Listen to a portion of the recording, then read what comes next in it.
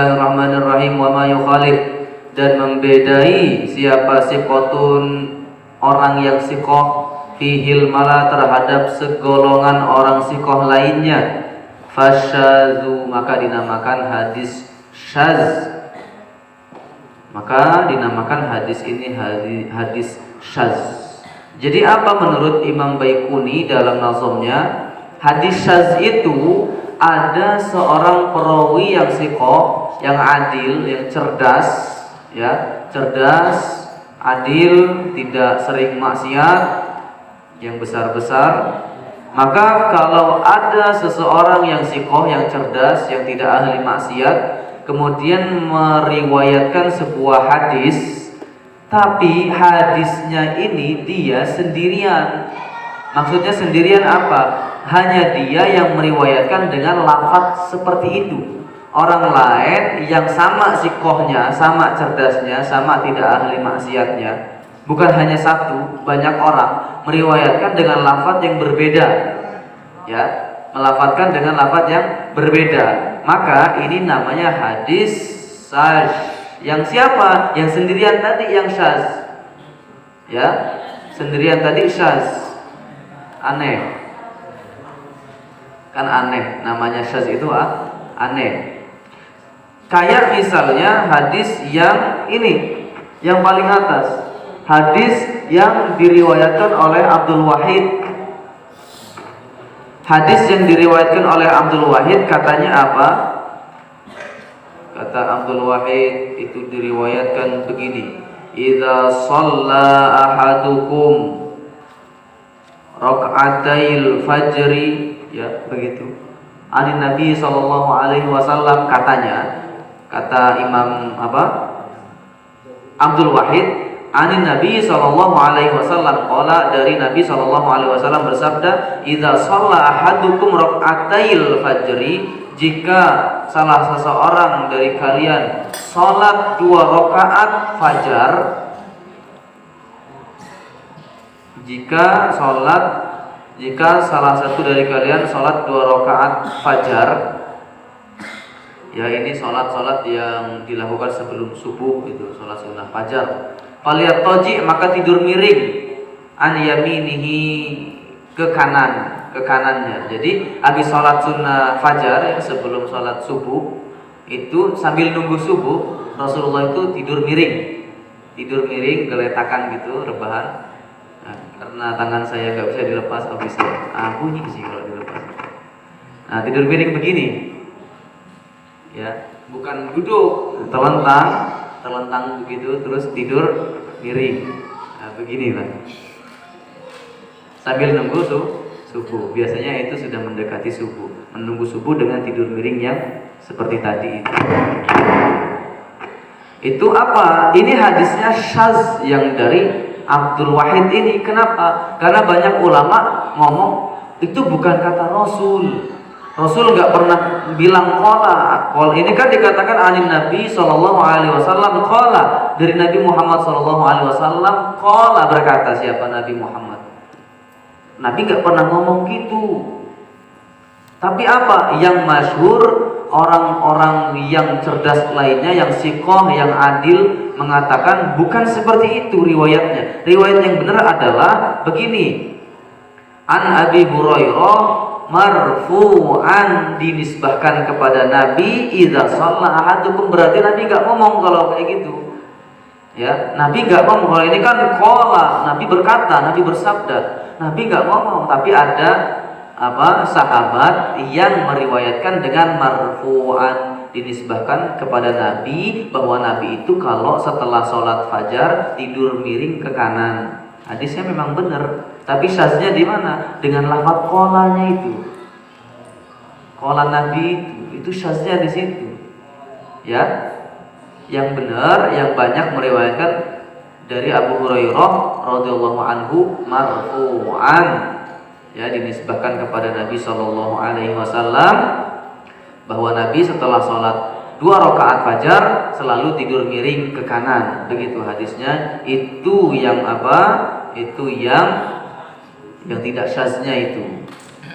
Yang banyak periwayat yang siqoh mengatakan begitu, yang benarnya. Ini syaz, ini hadis yang ini yang paling atas ini. Di mana syaznya? Letak kolanya itu. Ani Nabi Shallallahu Alaihi Wasallam kola. Nabi nggak ngomong gitu kok. Tapi memang Nabi melakukan itu gitu loh. Jadi apa? Salahnya di ucapan. Yang benar di pekerjaan. Nabi mengerjakan hal itu, tapi Nabi tidak pernah ngomong kayak gitu. Itu syaz. Jelas ya? Jadi ada periwayat yang dia meriwayatkan dengan lafaz yang tidak biasa. Itu namanya syaz. Lafaznya tidak biasa. Orang sikoh lainnya nggak kayak gitu ngomongnya. Ngomong hadisnya nggak kayak gitu. Dia kayak gitu sendirian. Nggak ada dekengan yang lain. Syaz dia. Ya, yang lain tidak. Itulah hadis syaz. Apa hukumnya hadis syaz? Asy-syadzu min anwa'il hadisid dhaif. Hadis syaz itu merupakan salah satu daripada hadis yang dhaif. Berarti kita tidak perlu berpegangan dengan hadis yang ini. Tapi kan ada yang sahihnya dengan lafaz marfu'an tadi. Hadis ini benar. Ya, hadisnya benar. Yang salah qolanya. Lafaz qolanya itu yang sama. Coba kalau pakai marfu'an, betul. Enggak aneh. Yang lainnya juga gitu soalnya pakai kata marfu'an. Hadis marfu' itu apa? Hadis yang dinisbahkan kepada Nabi. Itu letak salahnya, letak syaz anehnya di kata qala. Begitu. Jadi karena dia syaz dihukumi hadisnya hadis dhaif. Tapi kalau hadis dhaif terus didukung sama hadis-hadis yang lain kan bisa naik jadi hasan kan? Nah, ini banyak orang-orang yang periwayatnya sahih yang kuat hafalannya dengan mengatakan marfu'an. Oh, hadisnya nggak masalah. Masalahnya cuma di kolanya aja. Itu loh masalahnya. Berarti ya hadis ini tidak jadi pegangan, tapi kita pegangan dengan hadis yang lain yang sama hadisnya, tapi bedanya di kolanya nggak ada. Gitu ya. Jadi hadis ini juga bisa kita pakai bahwa kalau kita sholat sebelum subuh, sholat 2 rakaat fajar, kemudian sambil nunggu subuh rebahan ke kanan ya gitu bahasanya. Rebahan ke kanan. Kemudian wal maqlubu qismani tala ibdalu rawin ma bi rawin qismu wa qalbu isnadin limatnin qismu. Wal maqlubu, dan adapun hadis maqlub, selanjutnya hadis maqlub. Wal maqlubu, dan adapun hadis maqlub qismani tala, bentuknya ada dua hadis maqlub. Ibdalu rawin ma bi rawin, mengganti rawi yang satu ma bi rawin dengan rawi yang lain, qismu, bagian pertama. Nah, jadi bagian pertamanya diakhirkan. Ibdalu rawin, mengganti rawin seorang rawi ma bi rawin dengan rawi yang lain. Ya, ditulis mengganti seorang rawi dengan rawi yang lain, qismu, itu bagian pertama. Ini khabar muqaddam mubtada muakhar lah. Kalau mau dijadikan mubtada khabar, qismul awwali ibdalu rawin ma bi rawin. Qism yang pertama adalah mengganti satu rawi terhadap rawi yang lain. Wa qalbu isnadin limatnin qismu, wa qalbu isnadin, dan membolak balik. Wa qalbu, dan membolak balik isnadin, satu sanad, limatnin, terhadap satu matan. Qismu adalah bagian yang kedua. Baik, jadi sudah. Hadis maqlub ini, perhatikan. Hadis maqlub ini apa? Hadis maqlub namanya juga kan maqlub. Maqlub itu apa? Ya muqallibal qulub, ya kan? Sabit qalbi ala dinik, wahai Tuhan Allah yang membolak-balikkan hati. Jadi hadis maqlub itu sebenarnya apa? Secara bahasa hadis maqlub itu hadis yang terbolak-balik. Ya, hadis yang terbolak-balik itu hadis maqlub, dibolak-balik. Bentuknya bagaimana? Ada dua rupanya hadis maqlub ini, bolak-baliknya ada dua. Ya, oke, pahami bahwa hadis maqlub itu apa? Hadis yang terbolak-balik. Baik terbolak-balik dari periwayatnya perawinya atau terbolak-balik dari matanya, ya, atau dari sanadnya ke matanya dibolak-balik, itu namanya hadis maqlub. Nah, yang pertama hadis maqlub kita bisa melihat dari sanadnya. Salah satunya contoh sanad riwayat Hammad dari A'mash. A'mash yang kemarin ya, ceritanya kadang aneh-aneh A'mash ini. Cerita tentang goib-goib aneh-aneh dan omongannya juga tidak terkontrol. Tapi memang beliau cerdas luar biasa. Ceplos-ceplos aja kalau ngomong Imam A'mash itu. Apa riwayat Hammad? Iza laqitumul musyrikina fi tariqin fala tabduhum bisalam. Iza laqitumul musyrikin, jika kalian bertemu dengan orang-orang musyrik fi tariqin, di jalan, fala tabduhum, maka janganlah kalian memulai bisalam, dengan salam. Kalau ketemu orang musyrik di jalan, enggak usah mulai salam assalamualaikum, padahal dia orang kafir, orang musyrik. Nggak usah, ya. Kalau ketemu orang kafir nggak usah assalamualaikum, nggak usah, ya. Jangan mulai salam. Kalau dia mulai salam gimana? Assalamualaikum, ya udah dijawab ya salam, atau waalaikum. Waalaikum juga sama aja mendoakan gitu. Ya salam, udahlah.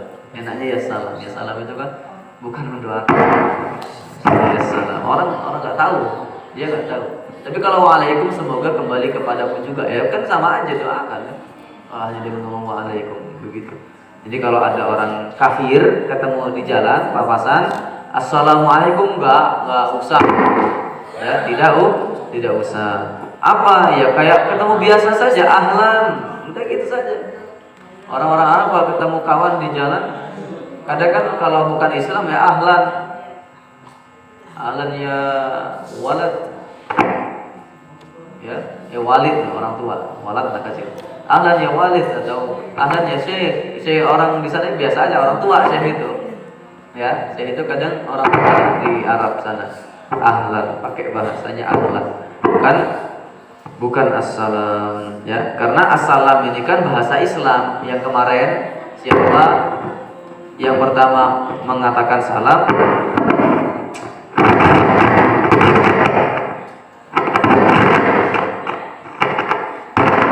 Yang pertama mengatakan salam Abu Dzar Al-Ghifari kepada Rasulullah kan? Nah, itu. Baik. Nah, di sini ada masalahnya. Apa? Masalahnya itu dari Hammad yang bermasalah. Kenapa? Mengganti menjadi A'mash. A'mash kan riwayat yang keren lah, bahasanya sahih. Aslinya itu riwayatnya Suhail. Nama Suhail dihilangkan, diganti dengan nama A'mash. Ini ibdalu rawin ma bi rawin kismu, mengganti nama satu perawi dengan perawi yang lain yang statusnya ya lebih keren lah gitu, bahasa kitanya lebih kuat hafalannya A'mash ini kan, lebih cerdas, lebih sikoh A'mash ini. Diganti Suhail jadi A'mash. Ini masalahnya di sini. Maka jadi hadis maklub, ya, hadisnya maklub. Supaya apa sih kok dia ada kayak begitu? Supaya asing gitu, supaya jadi asing. Suhail itu enggak dikenal lagi gitu, supaya jadi asing dan dia riwayatnya jadi riwayat A'mash, padahal bukan gitu. Padahal dari Suhail ini, ya, A'mashnya ini bukan A'mashnya yang mengkolab. A'mash kan periwayat sahih. Yang mengkolab, yang mengganti itu Hammad, diganti Imam A'mash supaya hadisnya jadi kuat. Ini masalah begitu, ya. Periwayatnya yang masalah, sebenarnya hadisnya mah enggak masalah gitu. Jadi gara-gara periwayatnya yang masalah, hadisnya jadi masalah. Paham? Begitu, ya. Ya, kayak ada juga hadis yang diriwayatkan dari Haisam, kemudian Haisam dari Mansur dari Jarir dari Anas dari Rasulullah SAW, iza uqimatis shalah fala taqumu hatta tarawni. kalau sudah sholat itu diqomati, jika kamu mengqomati sholat maka jangan berdiri sebelum melihat saya. Ini masalah bahwasanya Haisam ini, Dawud bin Mansur ini mengganti Jarir kepada Jarir. Padahal sesungguhnya bukan Jarir itu di situ. Siapa? Yahya bin Abi Kasir diganti sama Jarir. Ini jadi masalahnya di situ loh, mengganti nama rawi itu masalah. Maka jadi hadis maklub. Harusnya bukan Jarir di situ, harusnya Yahya bin Abi Kasir. Yahya bin Abi Kasir ini yang ngomong ini loh, yang ngomong la yustata'ul ilma bi rahatil jism. Tidak akan mendapatkan sebuah ilmu seseorang yang selalu mengistirahatkan badan. Maksudnya apa? Enggak akan dapat ilmu kalau kalian rebahan aja. Enggak akan dapat ilmu kalau kalian malesan. Enggak akan dapat ilmu kalau kalian mageran. Gimana mau dapat ilmu? Mager tiduran aja, scroll TikTok, scroll Facebook, scroll Instagram, main ML, main apa? Ya main-main lah, IG-an lah, tapi jangan menghabiskan waktumu untuk itu. Apalagi dalam status kalian masih belajar. Nggak usah lah rebahan terus di kamar, malah rebahan di sini sambil nongkrong, rebahan sama kawan ngerumpi. Jangan begitu. Ya masih belajar, gunakan waktu dengan belajar yang benar, jelas. Gunakan waktu dengan benar. Kata Yahya bin Abi Kasir apa? La yustata'ul ilma bi rahatil jism. Tidak akan mendapatkan ilmu kalau kamu selalu mengistirahatkan badan. Maksudnya kalau kamu malasan nggak akan dapat ilmu. Kalau kamu mageran nggak akan dapat ilmu. Kalau kalian rebahan aja nggak dapat ilmu. Ilmu itu bil juhdi, dengan sungguh-sungguh didapatnya. Kalau nggak sungguh-sungguh nggak akan dapat ilmu. Ya, ulama-ulama itu sungguh-sungguh meluangkan waktu untuk ilmu totalitas. Tapi apa kata Allah Subhanahu wa taala? Bahwa ilmunya itu, orang yang paling cerdas itu tidak akan bisa menyamai ilmunya Allah. Ilmunya Allah apa? Bagaikan lautan. Bagaikan lautan tinta, itu kalau dijadikan tinta itu ilmunya Allah itu. Ilmunya orang yang paling cerdas apa? Ilmunya orang yang paling cerdas seperti dicelupkan jarum kemudian diangkat yang menetes, itulah ilmu orang yang paling cerdas. Bagaimana kalau kita terus enggak totalitas dalam belajar? Apa yang kita dapat? Enggak dapat apa-apa, ya. Makanya kata Yahya bin Abi Kasir begitu, enggak dapat apa-apa kalau kita enggak totalitas. Ilmu itu bagi yang totalitas, kata siapa? Beliau Dr. Abdul Haris. Ilmu itu bagi orang yang totalitas, bukan yang formalitas. Tegas namanya. Ya, ilmu itu bagi yang totalitas, bukan yang formalitas. Gimana dapat ilmu cuman formalitas, datang aja tapi tidur, datang ngerumpi, datang di belakang ngobrol. Ya, enggak total itu berarti. Formalitas itu cuman. Jangan jadi yang Nah, jangan suka yang formalitas doang, sukalah yang totalitas. Ini ya. Baik, kita lanjutkan. Kemudian yang terakhir, ada lagi hadis itu makhluk matannya, isinya. Ini yang saya tulis matannya langsung. Hadis makhluk matan. Isinya matan itu ya, bukan mantannya. Idza azanna ibnu ummi maktum fakulu washrabu. Jika telah azan ummi maktum fakul washrabu, maka makan dan minumlah. Wa idza azana bilal fala taqulu wala tashrabu. Kalau Bilal sudah azan maka jangan minum, jangan makan, jangan minum. Ini sahur maksudnya. Sahur itu sebenarnya ada dua azan zaman dulu itu. Azan pertama itu agak tengah malam, azan mungkin ya salah satunya untuk bangunin sahur lah yang bisa. Agak tengah malam.